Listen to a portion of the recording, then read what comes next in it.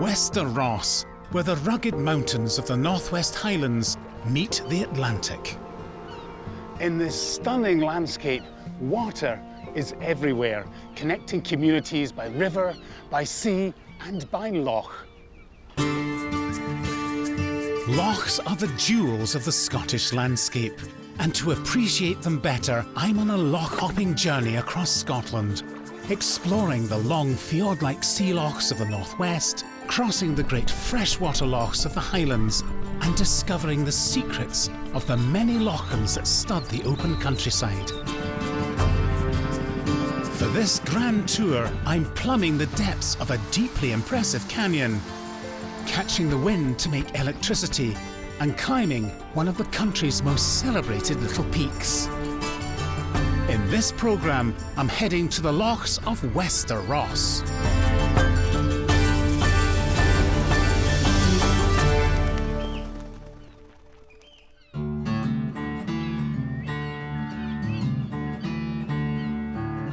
My journey starts in the shadow of one of Scotland's most spectacular mountains, heads across Little Loch Broom to the Scoraig Peninsula, visits the Corrieshalloch Gorge, heads up Loch Broom to Ullapool, and finishes on the summit of Stack Polly. These are the rock spires and pinnacles of Anchellach, a Gaelic name which translates as the Forge. Beneath its pristine snowfields lies Little Loch Broom, which stretches from the lands of Dundonald to the Minch and the open sea. This was a traditional crofting community, a way of life that's fast becoming a fading memory. Artist Kenneth McLennan was born up the road. His recent work focuses on the Dundonald area and has been inspired by memories of his childhood and an unexpected gift. A diary written during World War II by his Aunt Rena when she was a young girl. How old was Rena when she started her diary? Rena would be 16. She was given the diary by her sister Ella, who was my mum. Mm-hmm. It's a tiny wee thing, isn't it? It is quite small. Yeah. So what kind of things did she write about? Is it everyday life? Well, she'd be involved with all the daily chores inside the house, washing by hand, but also they had horses at that time as well, and she'd be helping people plough the fields. So she was mainly did all work that was involved in looking after a croft. Mm-hmm. It says here, look, Wednesday the 19th, I was planting Irene's tatties today. That's right. Mm-hmm. On Saturday the 22nd, it says, I was planting Nancy Badcole's tatties. That's right. So she was a young lassie being sort of pulled hither and thither, being told to plant other people's tatties. Oh, it was very much down-to-earth sort of activities at that time, you know. I was baking nearly all day. Yes. Right. So she was being worked hard, was your aunt. Ken was fascinated by Rena's diary. Although it was fragmentary, he fleshed out her story and produced a book with a cast of characters who once lived along the shores of Little Loch Broom. Now, you see lots of references in the diary, I've noticed, to Keelying. Can you explain that for me? Well, that's right. That was the thing that I noticed when I read it, first of all. Every second page there's a ceilidh, and you tend to think that there's dances and music here every night, but she's using ceilidh in the old traditional sense of the word of just visiting, and ceilidh was an everyday event. Ceilidh just meant to go and see somebody, and you would drop in for a cup of tea and that, or you would just get the general news. And she's a Gaelic speaker, but she's writing in English. You would hear an awful lot of people maybe telling a story.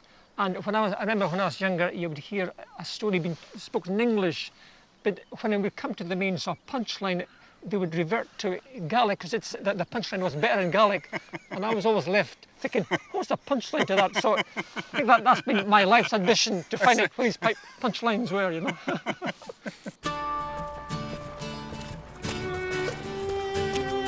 Leaving Ken to finish sketching, I head down to the jetty where there's a boat waiting for me to take me over to the other side of Little Loch Broom. I'm heading for Scoraig, an off-grid community that is entirely without a road link. To get there involves an 8-kilometre walk on a rough coastal path or a boat trip across the loch. There are about 60 full-time residents on Scoraig today, but just over 50 years ago, the community was facing extinction. Then gradually, the remoteness of Scoraig began to attract people with a variety of ideas about living differently. Among the early pioneers were a gay couple, Jack and Roy, who settled on a croft in the 1940s. Unlikely as it may seem, they ran a mail-order business selling organically grown onions and carrots to lonely lighthouse keepers. They were also the first to begin to plant trees on the peninsula, where the spirit for doing things differently continues to thrive. Alan Bevitt moved here in the 1970s and has kept body and soul together using his wits and skill as an instrument maker, turning out highly sought-after violins. I catch up with him in his workshop. How long have you been making violins? Well, I first, I suppose, about 60 years. 60 years? Yes. Right. I made my first one when I was at school. I was also keen on science, so I wondered if I wanted to be a scientist or a violin maker. Mm-hmm. Did you become a scientist then? Yes, I did. So I did that until I was 35. Doing what? Physics, physics research in England and Australia. And so retired at the age of 35 and moved up here to become a violin maker. So this is the traditional wood, which is figured sycamore. There's only about one sycamore tree in 100 that's got this wavy grain, Oh, yes, I which can makes see that. the wood really valuable. So the front is made traditionally of spruce. This is a wedge of a tree. Wow. So this is the tree, and so you saw it down the middle, glue the big ends together, and so you get a piece that shape. And it provides the thickness in the middle. So we forget that a beautiful musical instrument like a violin starts off as a great lump of wood. It's a tree, yes. isn't it? Yeah. It's incredible. Yeah. But presumably this must be a passion for you because you've been doing it for so long. Yes, I never get bored by it. And I've got a stove to keep me warm in the winter, music, a nice view, so I'm a happy man. Today, Scoraig supports a diverse community of people living off-grid.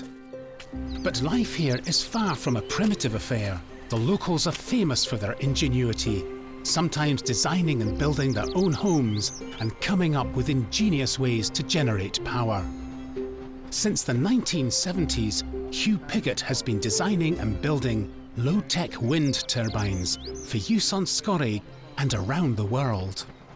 It was quite popular in the 70s. Yeah, it was quite an exciting thing. Renewable energy in the 70s was, I think it was the oil crisis in the Middle East. And coming here, there wasn't any electricity. We were all on Tilly lamps, paraffin lamps.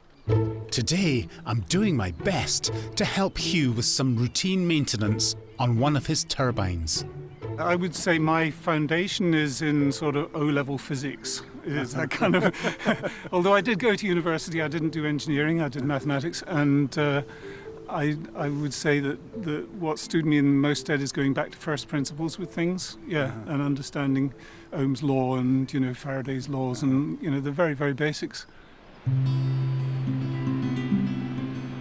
Hugh has built dozens of wind turbines on Scoraig. Together with solar panels, they power most of the conveniences of modern life. But I wonder how off-grid Scoraig really is when it can boast all the sophisticated comforts of the 21st century. I came here, I suppose, looking for simplicity and a very basic way of life. And then there's been a lot of pleasure in working my way up from being amazed that cold water will come out of a tap when rather than having to go with a bucket and fetch it, up to having underfloor heating systems and Wi-Fi and all the modern conveniences. And you can't help improving things. It's just a sort of instinct. So you can try and go back to basics, but the first thing you do is to start improving and making things more complicated and making it more high-tech until in the end, you kind of come full circle.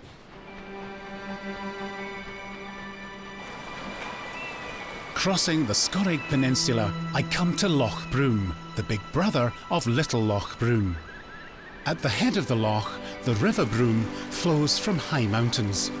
Further upstream, it's joined by the River Droma, which runs through the Corrieshalloch Gorge, Gaelic for the Ugly Hollow. It's well over 60 metres deep in places and sometimes only 10 metres across, and has its own rare beauty. This bridge over the awesome gulf was built in 1874 and designed by Sir John Fowler, who owned the nearby estate. Now, Sir John was a famous engineer responsible for many projects, including the world's first underground railway, London's Metropolitan line. And he was also the chief engineer on the mighty Forth Bridge, which, like this much smaller structure, is thankfully still standing. And that's a hell of a drop down there. Most visitors to the Corrieshalloch Gorge experience it from above, but there's another angle that's worth exploring if you don't mind getting wet. To fully appreciate the profound depth of the Corrieshalloch experience, I want to see it from below. I've come down to the river that runs through the gorge, where local guide Will Copestake is leading me into the secret heart of Corrieshalloch. When was the last time you did this, Will? 10 days ago. Right. Was it as cold then as it is now? Yeah, it was pretty cold. Yeah. Oh, it's beautiful. Ah.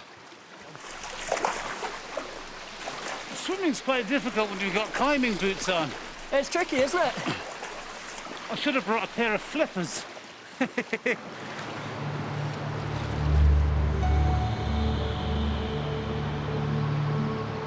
The Corrieshalloch was created during the Ice Age by glacial meltwater. A river beneath the ice worked away a line of weakness in the rock, forming a box canyon gorge. Wow. What an amazing place. Stunning, isn't it? It really is. It's taken almost 2 hours of wading over slippery boulders to get this far. Keeping warm isn't an option. You can either go deep in here, a little bit deeper, or you can climb out and just accept that this is going to be quite slidey. It's fairly easy walking. I would probably prefer to stay in the water. I don't like the slippery rocks at all. Fantastic. I've come to embrace the cold as my friend. Finally, we reach Journey's End, where the beautiful Falls of Misach drop 46 metres into the River Droma, whose icy embrace has left me feeling exhausted but awestruck. Well, it's spectacular, isn't it? It's a fantastic sight. And you know what? I think it's really been worthwhile. I think so. Despite the pain, despite the cold, despite the slipperiness. It is a cold day. Congratulations. Thank you very much for bringing me to the most remarkable place I've been to My pleasure. on this whole tour. Having peeled off my wetsuit and dried out my socks, I return to the shores of Loch Broom, where I hitch a lift on a very traditional craft, a skiff built by local man Topher Dawson. In a previous incarnation, Topher ran a boat building yard on Scoraig. So I'm guessing the idea is that we're all rowing in unison. That would be optimal, yes. Now, this is a four-man boat, This is a four-man rowing boat, yes. and fishermen would have used these boats for work and to provide themselves with fish and an income. You're using this boat for something entirely different. Yeah. This is apparently pleasurable. In the past, the skills of handling an open boat also provided a ticket for local men to see the world. And in some style too. I'm intrigued to learn how from the 1870s to the 1930s, men from Loch Broom were hired by some of the wealthiest families in the world. With names like Coates, Lipton, Vanderbilt and Singer, to crew on board the finest racing yachts money could buy. They were called the yachtsmen.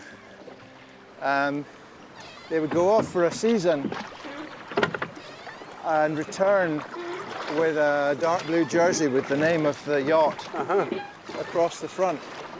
They were beautiful yachts, but they were owned by incredibly rich men at a time when ordinary people were very, very poor. And did you know that often they didn't actually go on their yachts? Well, I can probably believe They that. watched from the shore. It was like owning a racehorse. Really? Yeah. Thomas Lipton, he would go out occasionally, but when they were seriously racing, he didn't usually go. Right. So he stayed ashore and then took the glory. So the playboys of the Western world. Yes. Although hardly a playboy of the Western world myself, the spectacular location of Loch Broom has an invigorating effect, and we make good speed all the way to the town of Ullapool, a name which derives from the era of the Vikings. For many years, Ullapool was a busy herring fishing port, but in the 1970s, restrictions on fishing herring were introduced to try and save the species from extinction. But what to do next? Fishermen tried desperately to find another catch and a source of income, and just when they were on the point of despair, a fishy saviour arrived. Vast shoals of mackerel appeared off the northwest coast of Scotland. But it wasn't the Scots who had an appetite for these fish. It was communist countries of Eastern Europe. At the height of the Cold War, a Soviet fleet arrived looking to buy mackerel, and so the Klondike rush for fish began. At its peak, up to 7,000 Russians and East Europeans were anchored in the loch, more than doubling the population of Ullapool. During the boom years, John and Pat MacLeod ran a general store supplying the Klondikers. So were they able to come ashore at all? Oh yeah, they came ashore. They came ashore all the time. Well, they'd come for their provisions, but they came shopping and just, if there was some days there was no fish in the process, they'd just come ashore and wander about. It is amazing, it's unrestricted, just wandering around. Russians, these were the enemy. This is the Cold War. I think when they first came, they were a bit weary of us, but we were also a bit weary of them. Despite early suspicions, the communist visitors got on famously with the locals. Gifts were exchanged as locals and Russians got to know each other. The Russians, they're very kind people, actually. Did you socialise much with them? Oh yeah, we'd just go out in the evenings for a Saunas meal, mostly. for a sauna, especially Sauna? to the Stahanovits, the tag. We have sauna parties or not? Well, it's just us and our children. It was quite relaxing after a hard day work, you know, and it was a proper sauna. A sauna and getting your back beaten with a birch. Right. It was the full Russian makeover, was it? It was wow. a full Russian And then sauna. plunged into cold water. For the best part of a decade, John and Pat did a roaring trade with the Klondike fleet and even helped Russians source second-hand ladder cars back to Russia. Having made such good friends, I want to know if they ever picked up any of the Russian language.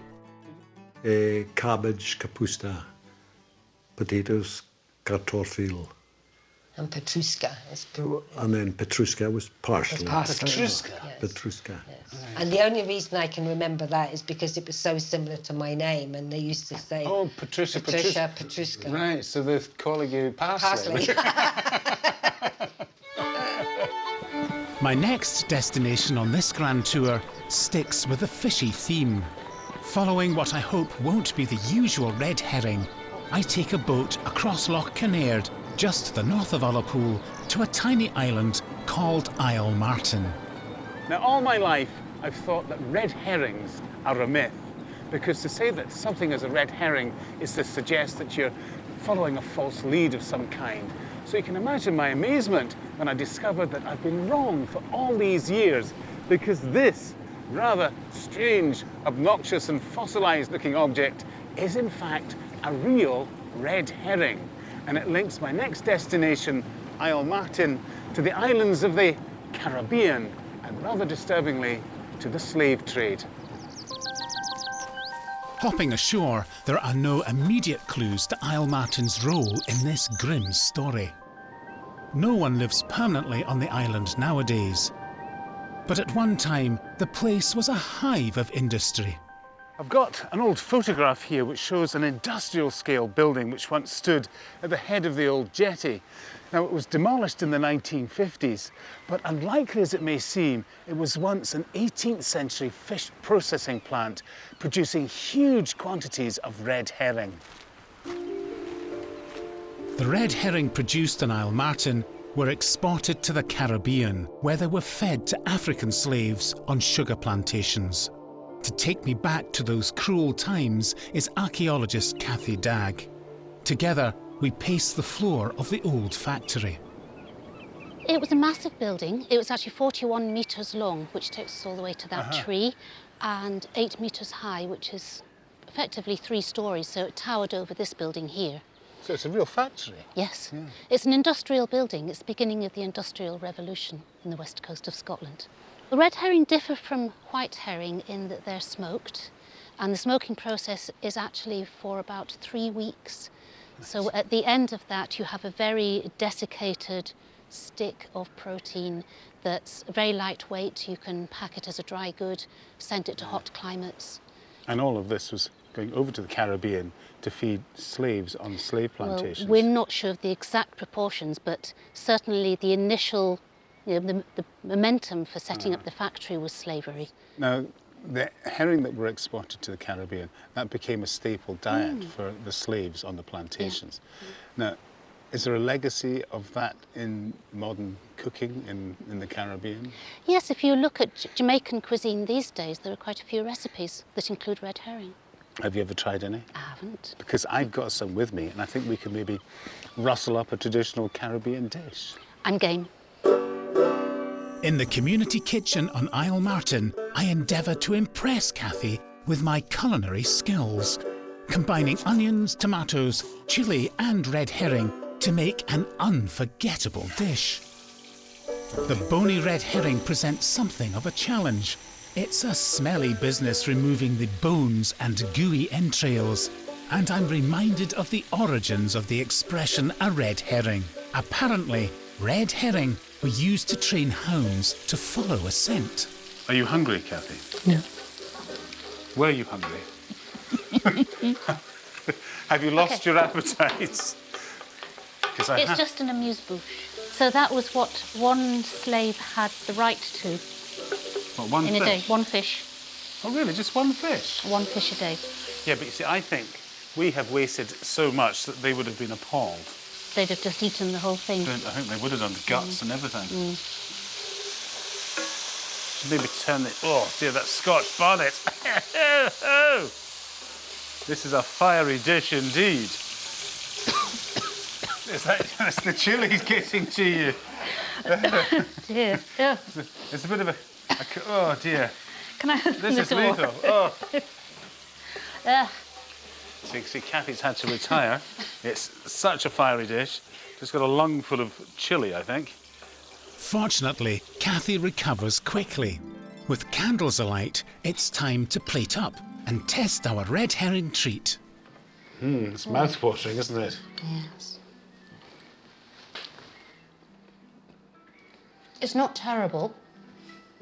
That's a great compliment. Thank you very much. And who would have thought? Here we are on Isle Martin eating red herring. But that hasn't been served for a very long time. I think probably not since about 1813. Probably about the time when that red herring was actually caught.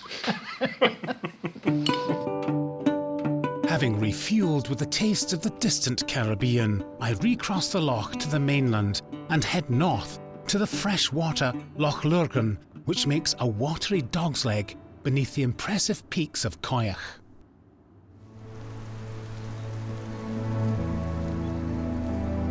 This is magnificent country where primeval-looking mountains rise from an ancient landscape.